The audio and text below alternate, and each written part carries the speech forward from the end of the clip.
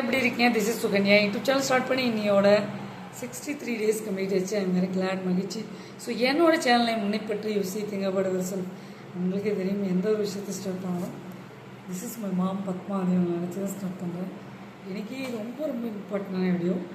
இது ஒரு awareness விழிப்புணர்வோட video. இதை மற்றவங்களுக்கு ஷேர் பண்ணுங்க.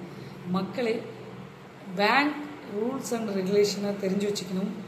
நிறைய பேருக்கு தெரியாது. பேங்க்கில் நீங்கள் லோன் ப்ராசஸில் ஈடுபட்டிருப்பீங்க.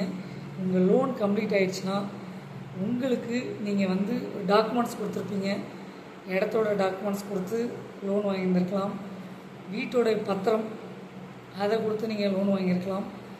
ஜுவல்ஸ் பெரிய பெரிய வேல்யூவான ஒரு இதை வச்சு நீங்கள் வாங்கியிருந்திருக்கலாம். ஒரு ப்ரூஃப்காக கொடுத்துருக்கலாம் இல்லைங்களா? சட்டப்படி பார்த்திங்கன்னா பேங்க் ஆர்பிஐ ரூல்ஸ் படி பார்த்திங்கன்னா ரூல்ஸ் அண்ட் ரெகுலேஷனில் என்ன இருக்குன்னா, உங்களுக்கு லோன் கம்ப்ளீட் ஆகிடுச்சுன்னா 1 monthல உங்களுக்கு ரிட்டர்ன் பண்ணிடணும் உங்கள் டாக்குமெண்ட்ஸ் கொடுக்காம அலைய விட்டு இழுத்து விடுற பேங்க்கில் பார்த்திங்கன்னா ப்ரைவேட் செக்டாராக இருக்கட்டும், கவர்மெண்ட் செக்டாராக இருக்கட்டும், உங்களை அலைய விடுறாங்கன்னா 1 monthல உங்களுக்கு ரிட்டர்ன் பண்ணிடணும் டாக்குமெண்ட்ஸு. லோன் க்ளோஸ்டுன்னு நீங்கள் ஒரு சர்டிஃபிகேட் வாங்கிடணும். என்ஓசி சர்டிஃபிகேட்டுன்னு சொல்லிட்டு வாங்கிடணும். கேஒய்சி இது மாதிரி நான் லோன் கம்ப்ளீட் பண்ணிட்டேன்னா ஒரு சர்டிஃபிகேட் கொடுப்போம் பேங்க் தரப்பில். உங்கள் டாக்குமெண்ட்ஸும் ரிட்டர்ன் வாங்கிக்கணும். அப்படி தராமல் உங்களை அலைய விடுறாங்கன்னா நீங்கள் 1 monthல உங்களுக்கு ரிட்டர்ன்ஸ் வரலாம். தாராளமாக கம்ப்ளைண்ட் ரைஸ் பண்ணலாம். ஆர்பிஐ ரூல்ஸ் பேங்க் ரூல்ஸ் படி பார்த்திங்கன்னா ரூல்ஸ் அண்ட் ரெகுலேஷன் படி உங்களுக்கு டிலே ஆச்சுன்னா மந்த்லி 5,000 உங்களுக்கு அக்கௌண்ட்டில் ஆர்பிஐ ரூல்ஸ் படி பேங்க் செக்டார் படி உங்களுக்கு அவங்க தரணும் பணம்.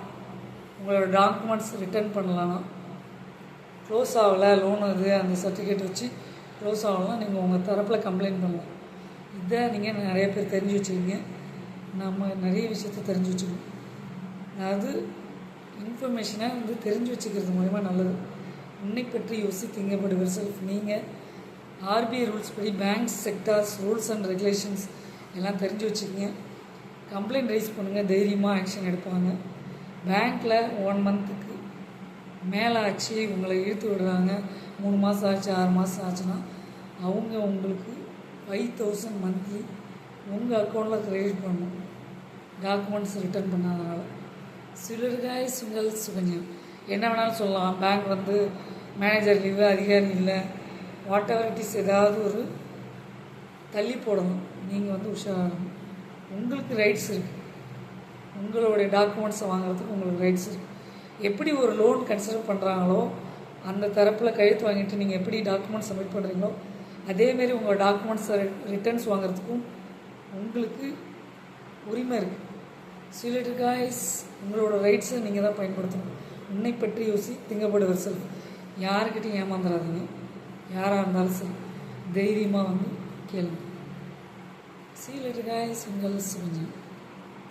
இதை மற்றவங்களுக்கு ஷேர் பண்ணி விடுங்க. அப்போ தான் தெரியும். சப்ஸ்கிரைப் பண்ணவங்களுக்கு நீங்கள் நோட்டிஃபிகேஷனாக உங்களுக்கு நெக்ஸ்ட் வீடியோ வரும். பண்ணாதவங்க பண்ணுங்கள். Black கலரில் இருக்கும். சப்ஸ்கிரைப் பண்ணுங்கள். ஆல்ரெடி பண்ணவங்க